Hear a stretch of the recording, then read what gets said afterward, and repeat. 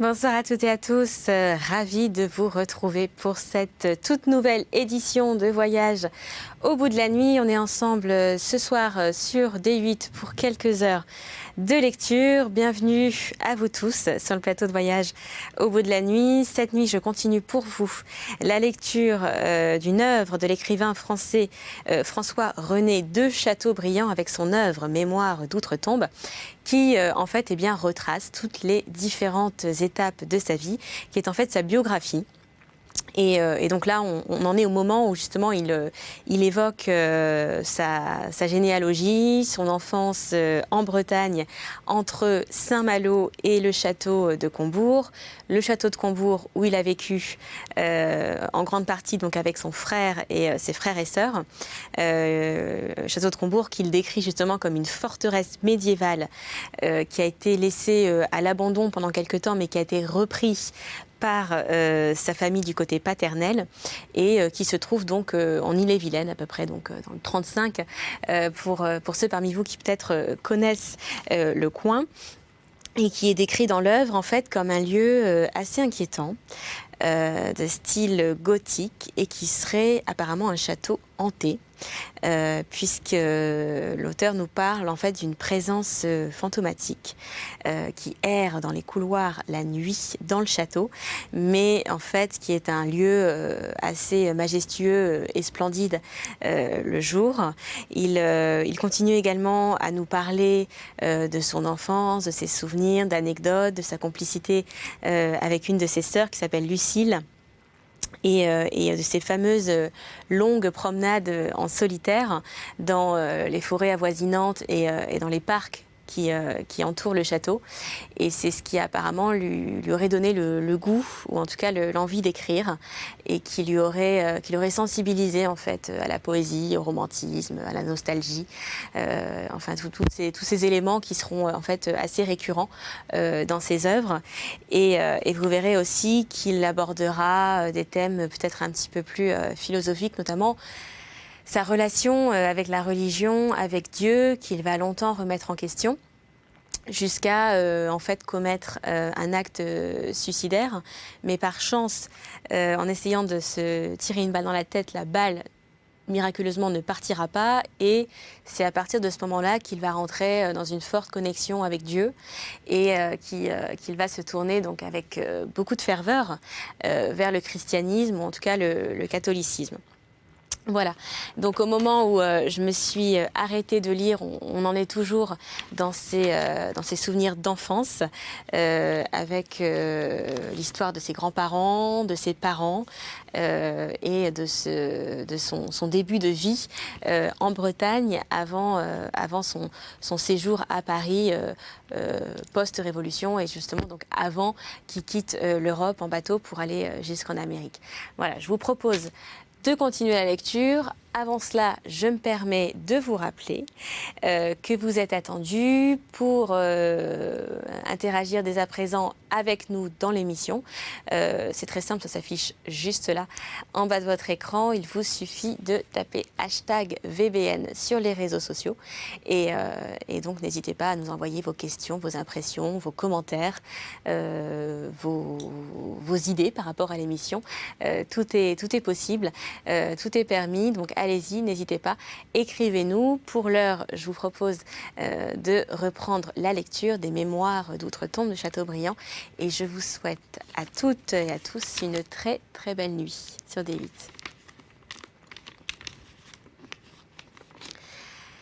À 4 ans, je fus rapportée à Saint-Malo chez ma mère. Mon père venait d'acheter ce vieux château de Combourg, dont Madame de Sévigné a vanté les bois. Mon père désirait surtout rentrer dans les biens qui avaient appartenu à ses ancêtres. Mais ne pouvant traiter pour la baronnie de Chateaubriand, passée dans la maison de Condé, il s'était déterminé à faire l'acquisition de Combourg que plusieurs branches de notre famille avaient jadis possédé. Combourg, dans l'origine, formait une partie de l'immense héritage d'Eudon, père du premier Briand, et dès l'an 1100, il avait un château dans ce lieu. De plus, le maréchal de Duras, qui vendit Combourg à mon père, le tenait par succession d'une dame de Coëtquen, notre proche parente. Ce fut le même maréchal qui, comme notre allié, nous présenta dans la suite à Louis XVI, mon frère aîné et moi. Tandis que le comte de Chateaubriand poursuivait ses plans pour le rétablissement de sa famille et commençait à rassembler ses titres dans sa gothique demeure, il fixait le sort de ses enfants. Une charge de conseiller au Parlement de Bretagne.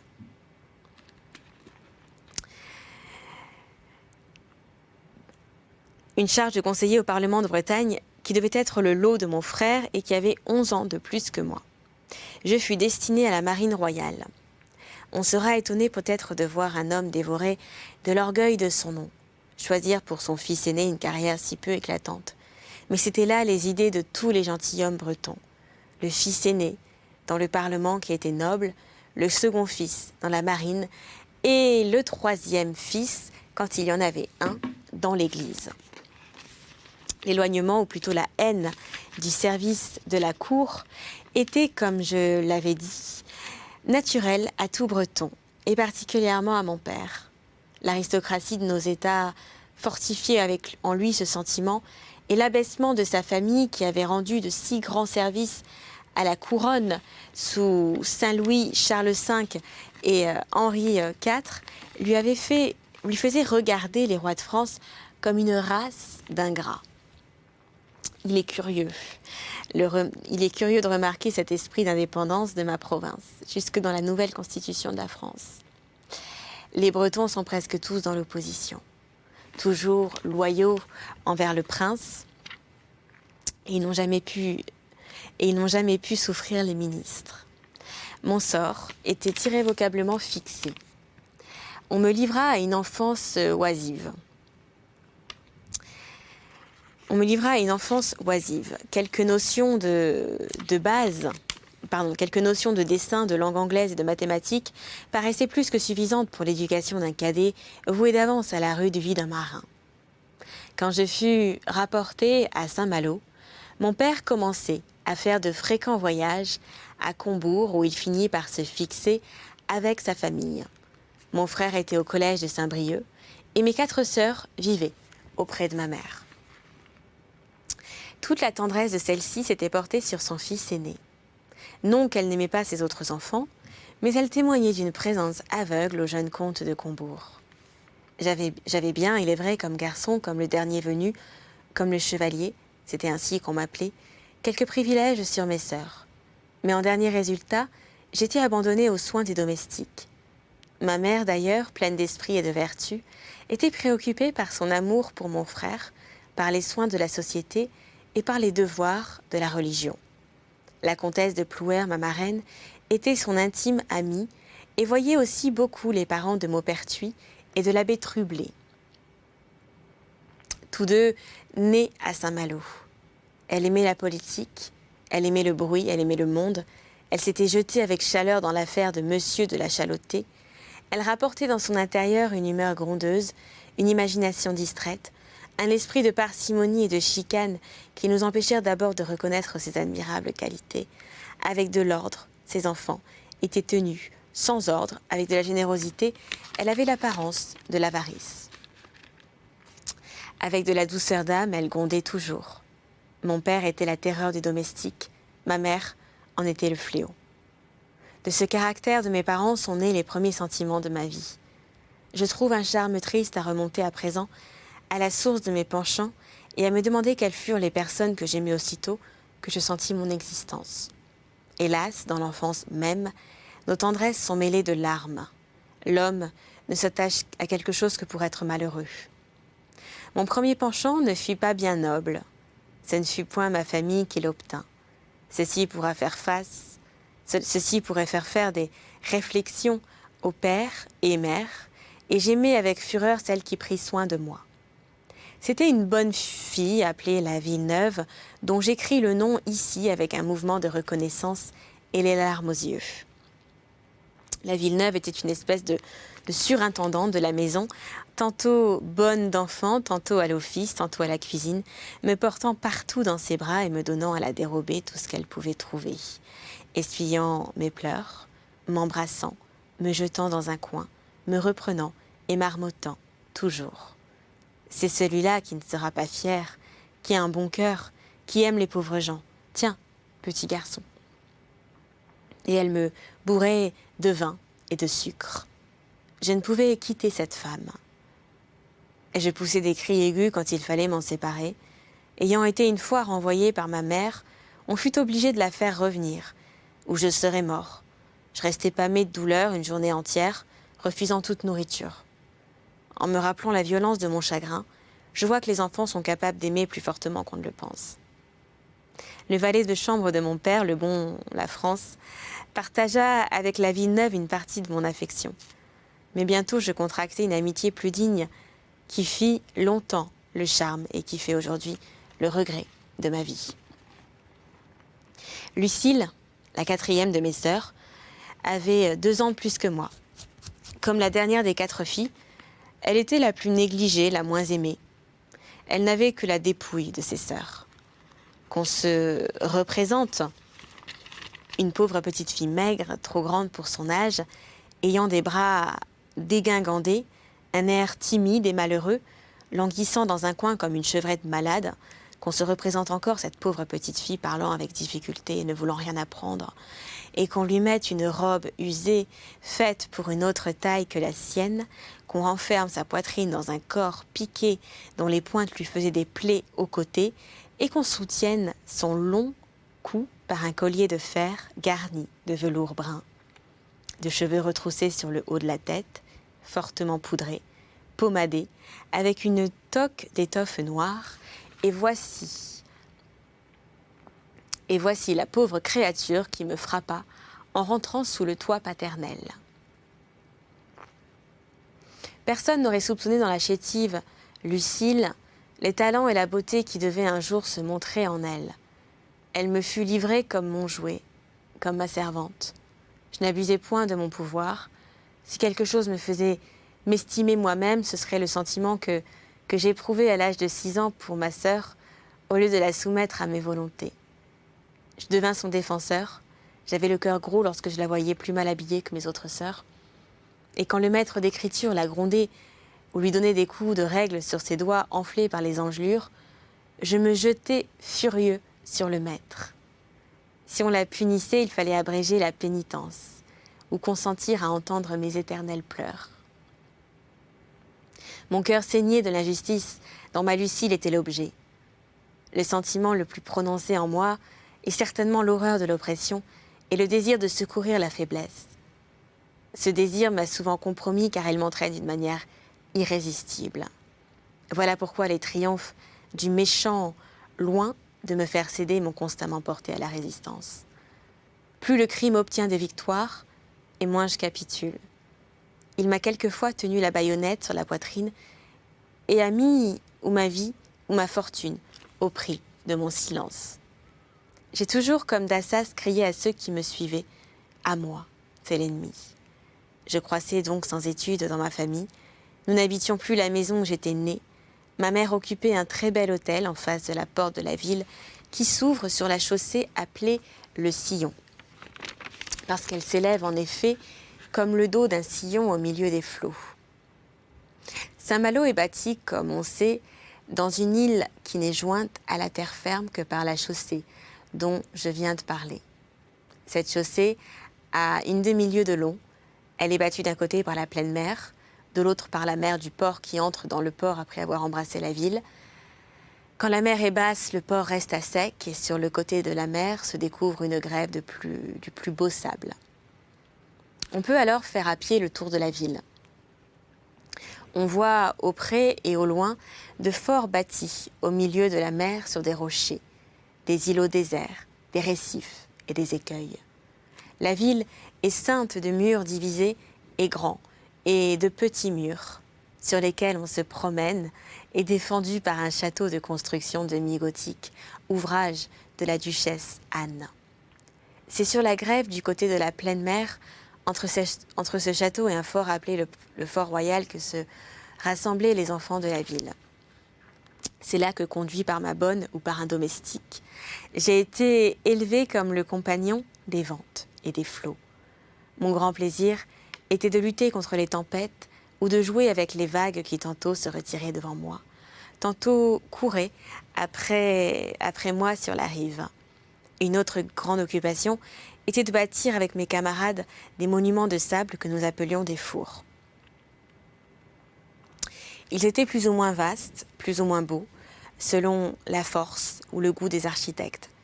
Notre joie était extrême lorsque la mer montante, nous voyions s'approcher le premier flot pour envahir nos retranchements, comme Neptune lorsqu'il attaqua la muraille des Grecs. Souvent, nous ménagions des ouvertures souterraines, par où l'eau entrait dans l'intérieur de nos murs avant de les avoir renversés.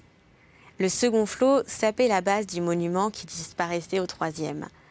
Combien de fois depuis cette époque ai-je cru bâtir pour l'éternité des châteaux qui se sont plus vite évanouis que mes palais de sable. On me conduisait tous les matins avec Lucille chez des espèces de religieuses qui montraient à lire aux enfants. Lucille lisait fort mal et je lisais encore plus mal qu'elle. On la grondait. Je battais les sœurs, grande plainte portée à ma mère, et je commençais à passer pour un vaurien. Un révolté, un paresseux, un âne, enfin. Mais ce qu'il y a de plaisant, c'est que ces idées-là entraient dans la tête de mes parents. Mon père disait gravement devant moi, en branlant la tête, que tous les chevaliers de Châteaubriand avaient été des coureurs de lièvres, des ivrognes, des querelleurs. Ma mère soupirait et grognait en voyant le désordre de ma parure. Tout enfant que j'étais, le propos de mon père me révoltait. Je sentais, pour ainsi dire, le danger et l'inconvenance. Je sentais, pour ainsi dire, le danger et l'inconvenance. Quand ma mère couronnait ses remontrances par l'éloge de mon frère qu'elle appelait un Caton, un héros, je me sentais prêt à faire tout le mal qu'on semblait attendre de moi. Il est vrai que je remplissais la maison de tous les polissons de la ville. J'avais fait connaissance avec eux sur la grève et ils étaient devenus mes plus chers amis. J'étais vêtue comme eux. Mes chemises tombaient en lambeaux et je n'avais jamais une paire de bas qui ne fût outrageusement trouée. Je perdais souvent mon chapeau, quelquefois mon habit. J'avais le visage barbouillé, égratigné, meurtri, les mains noires, et j'étais si sale qu'on n'osait pas me toucher. Frisés par-dessus l'oreille, mes cheveux qu'on ne peignait que tous les samedis devenaient ce qu'ils pouvaient sous une couche de poudre et de pommade. Enfin, ma figure était quelquefois si étrange que ma mère, au milieu de sa colère, ne pouvait s'empêcher de rire et de s'écrier « Qu'il est laid !» Enfin, j'aimais pourtant, et j'ai toujours aimé, la propreté, même l'élégance, souvent la nuit. J'essayais de raccommoder mon ajustement. La bonne Villeneuve et ma Lucille m'aidaient à réparer ma toilette pour m'épargner des pénitences et des gronderies. Mais ces soins ne servaient qu'à rendre mon accouchement plus bizarre. J'étais surtout désolée quand je paraissais déguenillée au milieu des enfants parés de leurs plus beaux habits à certains jours de l'année. Il y a à Saint-Malo des espèces de foires qu'on appelle des assemblées et qui se tiennent dans des îles et sur des forts aux environs de la ville. On s'y rend à pied quand la mer est retirée ou en bateau lorsqu'elle est pleine. La foule des matelots et des paysans, le concours des marchands, les tentes élevées au bord de la mer, les vaisseaux qui entraient au port ou mouillaient en rade, les salves d'artillerie, le branle des clanches, tout contribuait à répandre dans ces fêtes le mouvement et la gaieté. J'étais le seul qui n'en partagea pas la joie. J'y paraissais mal vêtue, sans argent, pour acheter des jouets ou des gâteaux. Afin d'éviter les mépris qui s'attachent à la mauvaise fortune, j'allais m'asseoir loin de la foule, auprès de ces flaques d'eau que la mer laisse dans la concavité des rochers. Je m'amusais à voir voler les oiseaux de mer ou à ramasser des coquillages. Le soir, en rentrant, je n'étais guère plus heureux. J'avais le malheur d'avoir pour certains mets une répugnance invisible.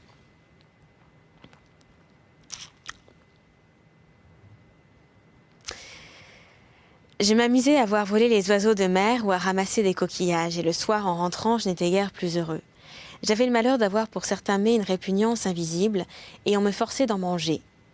J'implorais, les yeux de la France, pour qu'il m'enlevât mon assiette lorsque mon père, par hasard, tournait la tête, car si je laissais ce qu'on m'avait servi, j'allais me coucher sans souper. J'ai souvent ainsi souffert de la main. Et pour le feu, la même rigueur. On ne souffrait pas que j'approchasse de la cheminée. Il y a loin de là aux soins que l'on donne aux enfants d'aujourd'hui.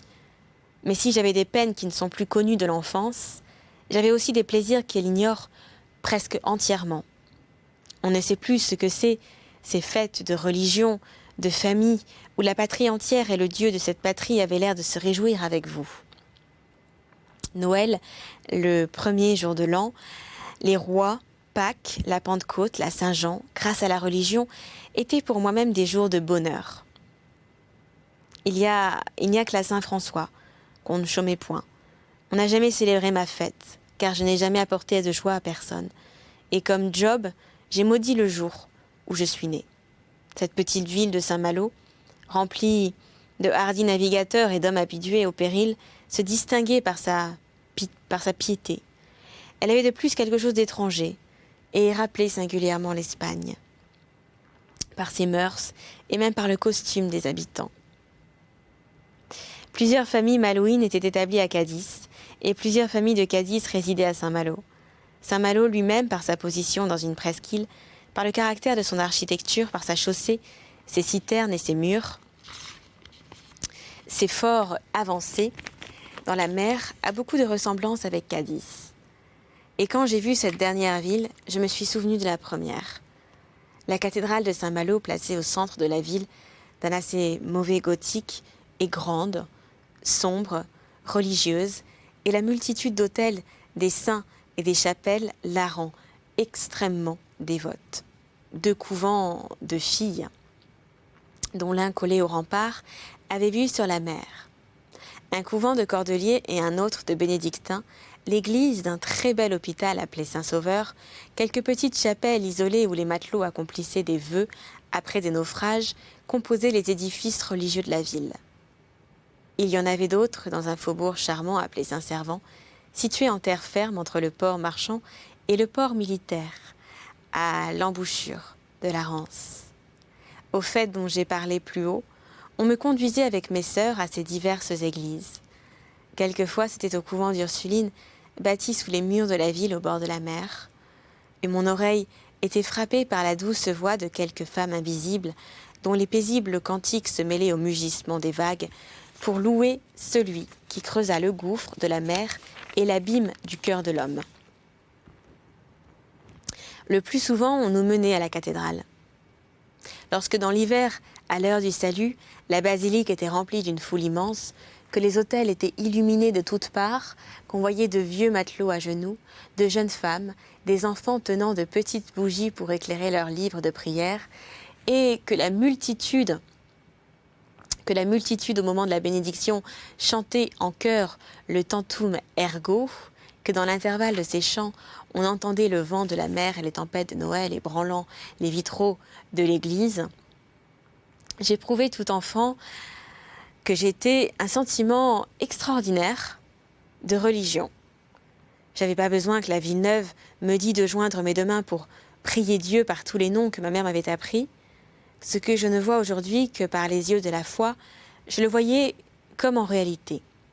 Dieu descendant sur l'autel au son de la cloche sacrée, les cieux ouverts, les anges offrant notre encens et nos vœux à l'Éternel. Je courbais mon front, hélas. Il n'était point encore chargé de ces soucis pour lesquels nous implorons la miséricorde divine. De ces ennuis qui pèsent quelquefois si horriblement sur nous qu'on est tenté de ne plus relever la tête lorsqu'on l'a inclinée au pied des autels. Tel marin, au sortir de ses pompes, s'embarquait tout fortifié contre la nuit et les orages. Tandis que tel autre rentrait au port en se dirigeant sur le dôme de l'église, car le clocher de la cathédrale de Saint-Malo est placé de manière qu'il sert de relèvement au pilote pour se diriger à travers les passes dangereuses de la rade. C'est ainsi que la religion et les périls étaient continuellement en présence sur mon écueil paternel. Que leur double image se présentait inséparable à ma pensée. À peine étais-je née que j'entendis parler de mourir. Les nuits, un homme allait avec une sonnette par les rues, avertissant les chrétiens de prier pour un de leurs frères qui venait de quitter la vie. Je voyais presque toutes les années des vaisseaux se perdre sous mes yeux, et lorsque je jouais avec les flots sur les grèves, la mer roulait quelquefois des cadavres à mes pieds. On avait confié mon éducation à la Providence. Elle ne m'épargnait pas ses leçons. Vouée à la Sainte Vierge, comme je l'ai dit, on avait eu soin de me faire connaître et aimer ma protectrice. Son image était placée au chevet de mon lit et je la retrouvais partout, dans les ex-votos, dans les chapelles. La première chose que j'ai su par cœur est un cantique de matelot commençant ainsi. Je mets ma confiance, Vierge, en votre secours. Servez-moi de défense. Prenez soin de mes jours. Et quand ma dernière heure viendra finir mon sort, permettez que je meure de la plus sainte mort. J'ai entendu depuis chanter ce cantique sur la mer dans un naufrage où je me trouvais moi-même engagée. Ce sera tout pour cet épisode, mais je vous propose de nous retrouver très prochainement pour la suite, tout simplement en nous retrouvant sur les réseaux et en tapant #VBN. Mais ce n'est pas tout, puisque figurez-vous qu'il y a une petite nouveauté pour la rentrée, c'est-à-dire que la direction de l'émission a décidé de vous donner la parole sur le thème de l'amour et de la rencontre amoureuse. Alors si vous avez envie de nous parler de votre dernier coup de cœur, d'une rencontre qui vous a particulièrement marqué, d'une passion, d'un amour inavoué pour une personne pas libre, pour un collègue peut-être, ou encore d'une déception, d'un chagrin, d'une rupture, d'une séparation, tout simplement peut-être d'une réflexion sur l'amour en général, ou en tout cas sur la complexité de le trouver, n'est-ce pas? Eh bien n'hésitez pas, c'est simple, vous m'écrivez, vous m'envoyez vos histoires sous toutes les formes, textes, billets d'humeur, poèmes, essais, tout ce que vous voulez. Vous pouvez nous écrire directement sur les réseaux sociaux, Facebook, Laura Guézenne officielle, également sur la page de l'émission Voyage au bout de la nuit, directement sur Facebook, ou encore par voie postale, ici au siège de D8, dans les studios de l'émission à Boulogne-Billancourt. N'hésitez pas à vos stylos, soyez inspirés, soyez romantiques, soyez transportés, soyez illuminés, soyez mystiques, même peut-être, pourquoi pas, tout est permis. J'ai hâte de vous lire, envoyez-moi vos textes pour qu'on les partage ensemble ici sur le canapé de l'émission. Mais pour l'heure, je vous embrasse et je vous laisse en compagnie de mes charmantes coéquipières, et Dieu sait si elles sont nombreuses. Je vous souhaite une très belle nuit, à bientôt pour vos textes et à très vite sur D8.